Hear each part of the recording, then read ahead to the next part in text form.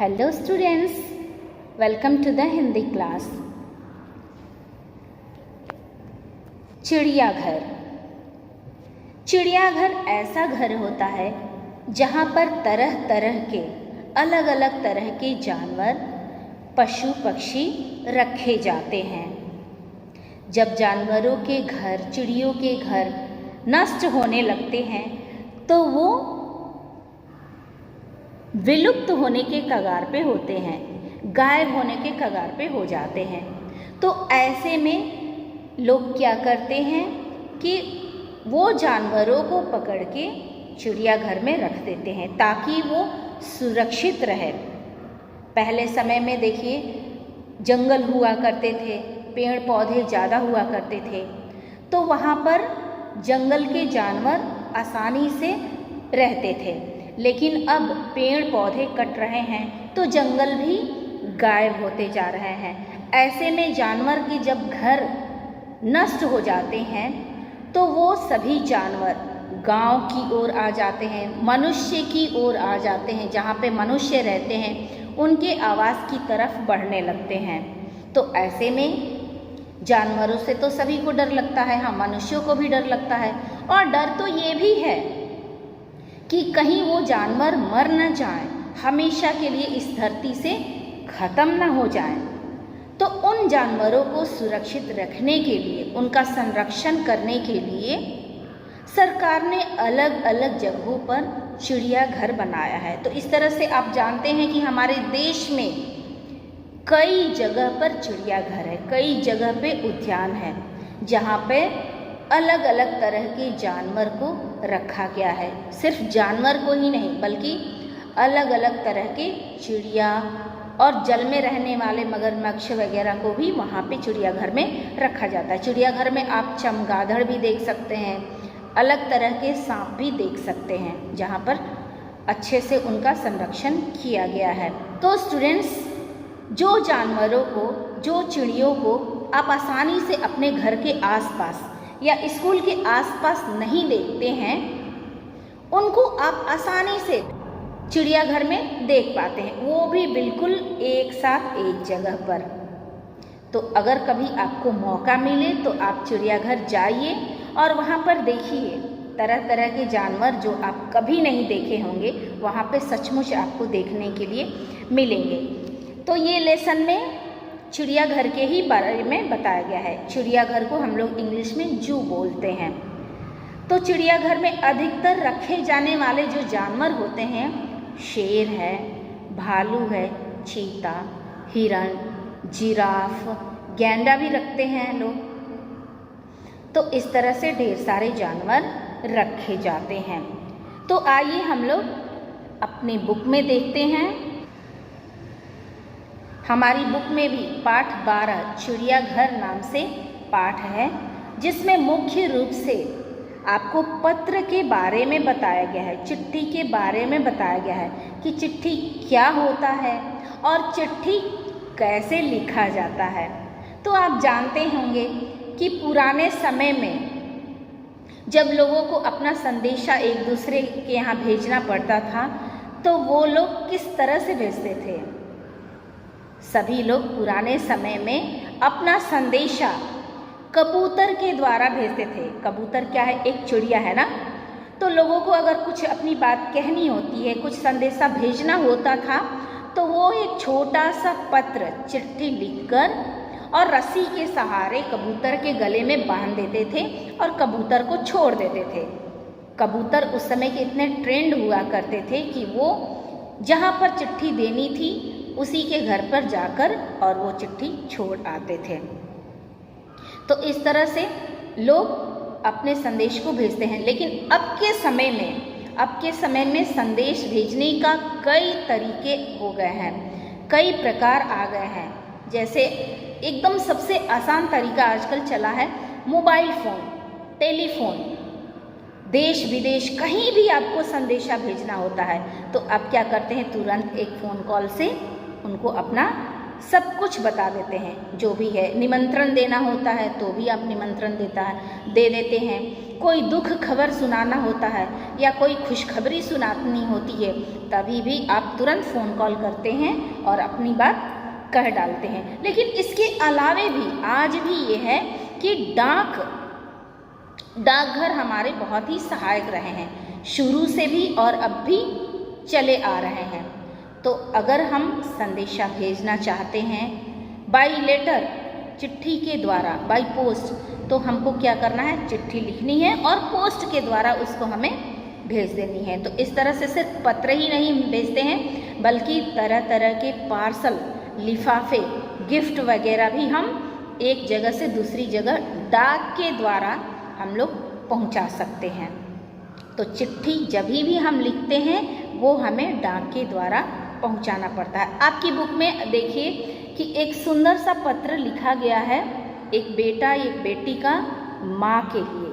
वो माँ से कुछ कहना चाह रहा है और क्या कहना चाह रहा है इस लेसन में हम लोग पढ़ेंगे। देखिए, अब देख सकते हैं अपनी बुक में कि सबसे ऊपर में कुछ ब्लैंक्स लाइन दिए हुए हैं ना, कुछ ब्लैंक्स लाइन, खाली स्थान दिया हुआ है जिस पर लिखा हुआ है पता। तो पता इसका मतलब है एड्रेस, जहाँ से आप चिट्ठी लिखते हैं।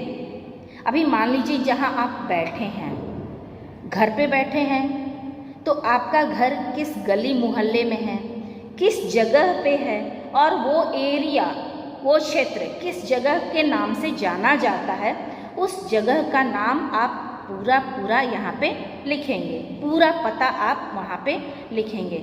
उसके बाद अगर आज आप लिख रहे हैं तो आज की दिनांक, आज की तिथि क्या है, आज का डेट क्या है, उसको भी वहाँ पे अपने एड्रेस के साथ साथ, अपने पता के साथ साथ लिखना होता है।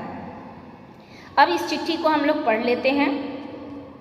पूजनीय माता जी, अब जो बड़े होते हैं, पूजनीय होते हैं, उनको हम लोग बहुत ही आदर से पूजनीय बुलाते हैं, आदरणीय बुलाते हैं।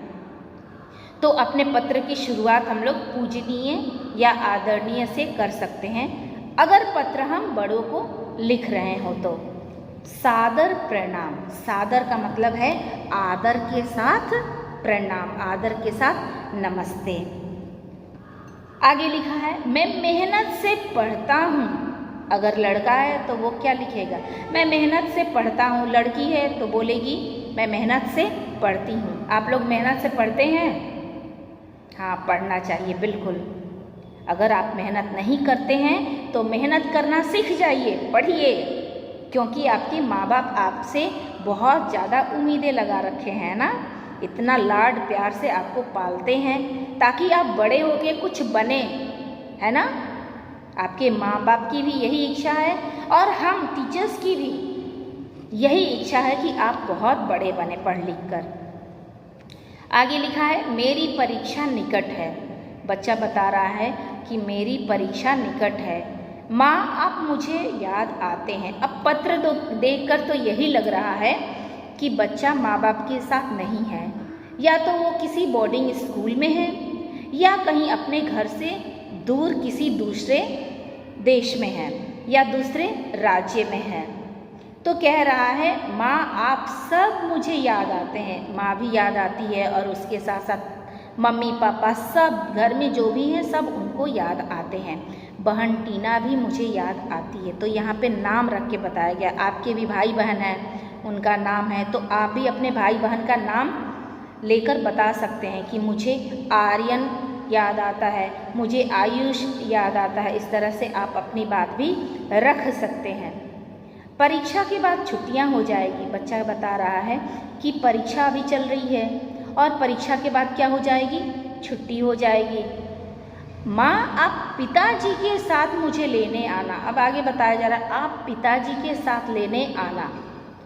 तो पत्र किसको लिखा जा रहा है, माँ को लिखा जा रहा है ना। तो माँ से कहा जा रहा है कि माँ जैसे परीक्षा के बाद छुट्टी हमारी हो जाती है, आप पिताजी के साथ मुझे लेने आ जाना। हम सब चिड़ियाघर देखने जाएंगे। हम सब कहाँ जाएंगे, चिड़ियाघर देखने जाएंगे, जहाँ पर ढेर सारे पशु पक्षी रहते हैं। चिड़ियाघर में शेर, चीते, भालू, हाथी देखने जाएंगे।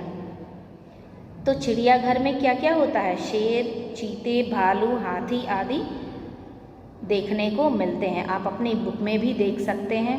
यहाँ पर भी पिक्चर में दिखाया जा रहा है, ऊंट है, जिराफ है, शेर, बाघ, मोर, ये सभी हैं। बड़ा मज़ा आएगा। क्या बताया जा रहा है? बड़ा मज़ा आएगा। तो चिड़ियाघर देखने के बाद सबको वाकई मज़ा आता ही है।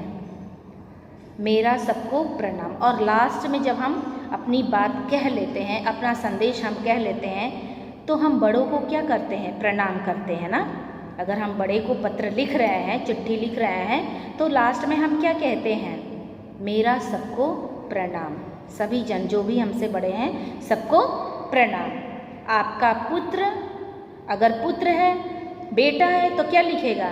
आपका पुत्र और उसके बाद अपना नाम लिखेगा। अगर बेटी है तो लिखेगी आपकी पुत्री और फिर अपना नाम लिखेगी।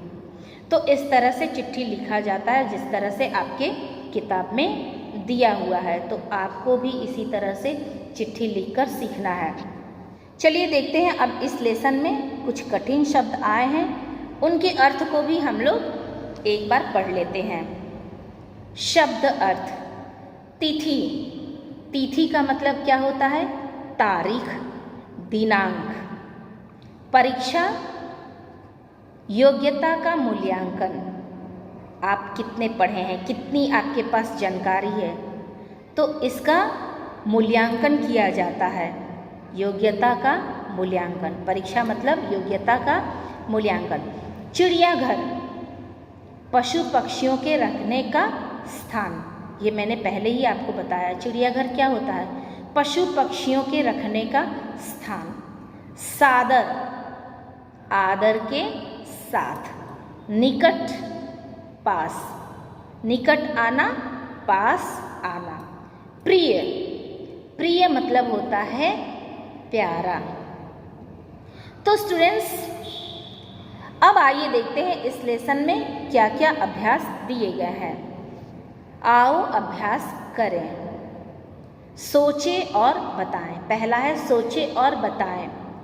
इस पाठ में पत्र किसे लिखा गया है? पहला प्रश्न पूछा जा रहा है आपसे। इस पाठ में पत्र किसे लिखा गया है? इस पाठ में पत्र माता जी को लिखा गया है। सभी छुट्टियों में कहाँ जाएंगे? सभी छुट्टियों में चिड़ियाघर घूमने जाएंगे। सभी चिड़ियाघर में क्या देखेंगे? सभी चिड़ियाघर में आपकी बुक में दिया हुआ है शेर, भालू, हाथी देखने जाएंगे। अब देखते हैं दूसरा अभ्यास क्या दिया है। चित्रों के नीचे उनके नाम लिखें। कुछ नाम आपको दिए गए हैं और उसके नीचे चित्र भी दिए गए हैं। तो चित्र को पहचानना है और उसके नीचे देखिए एक लाइन बनी हुई है ना, तो उस लाइन में उस चित्र का नाम मेंशन करना है, लिखना है। यहाँ पर देखिए आप देख सकते हैं पहला पिक्चर क्या है? बंदर का। पहला पिक्चर क्या है? बंदर का। तो बंदर यहाँ लिखा है ना, इसको आपको क्या करना है? देखते हुए यहाँ पर यहाँ लाइन में लिख लेना है। ठीक। दूसरा है मोर। कौन सा पिक्चर है? मोर। देखिए मोर कहाँ लिखा है? यहाँ। तो इसको आपको मोर के नीचे लाइन में लिखना है। तीसरा पिक्चर है मछली का। आप देख सकते हैं मछली। तो मछली यहाँ पर लिखा हुआ है, राइट। इसको देखते हुए आप यहाँ पर लिख लेंगे। ओके। चौथा पिक्चर है शेर का। देखिए शेर कहाँ लिखा है? यहाँ लिखा है ना, तो इसको आप देखकर यहाँ पर नीचे भर लेंगे। नेक्स्ट है हिरन। आप देख पा रहे हैं हिरन। तो हिरन के पिक्चर के नीचे आप ये नाम लिखेंगे, हिरन। और लास्ट पिक्चर है हाथी। हाथी को भी यहाँ पर देखिए हाथी लिखा हुआ है, इसको देखते हुए यहाँ पिक्चर के नीचे आप लोग लिखेंगे। ठीक है। अब नेक्स्ट अभ्यास चलते हैं तीसरा। सही पर सही और गलत पर गलत का निशान बनाइए। पहला है तोता उड़ता है, सही है ना? सही है, बिल्कुल, तोता उड़ता है। ख देखिए, बंदर उड़ता है, बंदर उड़ता है? नहीं, आप लोग खूब उड़ाते हो ना, चिड़िया उड़, मैना उड़, ये सब खेलते हैं। घोड़ा दौड़ता है, सही है? यस, तो इस पे सही का टिक करेंगे। नेक्स्ट है मोर गाता है, मोर गाता है, किसी ने सुना है मोर को गाते हुए? नहीं, तो ये इसको गलत करेंगे हम लोग। अगला है कोयल नाचती है, नाचती है, किसी ने देखा? नहीं, तो इसे आप लोग क्रॉस कीजिए, गलत काटिए। और लास्ट है मछली तैरती है, तो मछली तैरती है, सही में तैरती है, तो इसको सही करेंगे। तो इस तरह से आप अपनी कॉपी में लिख सकते हैं। नेक्स्ट अभ्यास है 4th, खाली स्थान में उचित शब्द लिखें। यहाँ पर आप देख सकते हैं कि कुछ सेंटेंस दिया हुआ है जो इनकम्प्लीट है, पूरा नहीं है, अधूरा है, और बगल में 2 ऑप्शन दिए हैं। दोनों ऑप्शन में से एक ऑप्शन सही है, 2 आंसर है जिसमें से एक आंसर सही है। आपको टिक करना है और उसी शब्द को, सही शब्द को खाली स्थान में भरना है।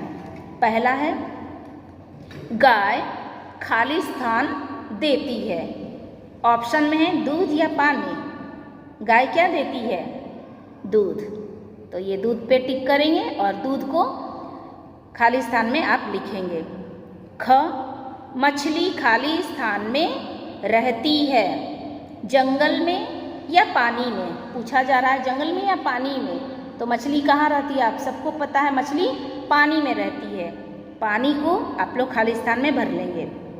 हाथी, हाथी की ग, हाथी की खाली स्थान होती है, सूंड या सींग? हाथी की क्या होती है? सूंड होती है ना, तो सूंड पे टिक करेंगे और इसको उठाकर खाली स्थान में भर लेंगे। घ मोर खाली स्थान है, क्या है? गाता या नाचता है? तो मोर नाचता है, नाचता को आप क्या करेंगे? उठाकर खाली स्थान में भरेंगे। तो स्टूडेंट्स, इस तरह से आप अपने सारे अभ्यास को कंप्लीट कर लेंगे और इस लेसन को बार बार पढ़ेंगे, पत्र लिखने सीखेंगे, किस तरह से पत्र लिखा जाता है ये आप अच्छे से सीख लेंगे। और साथ साथ जब भी आपको मौका मिले, लंबी छुट्टियां हो जाए या गर्मी की छुट्टियां हो जाए, आप अपने मम्मी पापा से बोलिए कि आपको वो चिड़ियाघर दिखाने ज़रूर ले जाएं। सच में आपको बहुत ही अच्छा लगेगा, वहाँ आप तरह तरह के जानवर और पक्षी को देख पाएंगे। तो चलिए मिलते हैं हम लोग अगली वीडियो में, तब तक के लिए have a nice day, bye bye.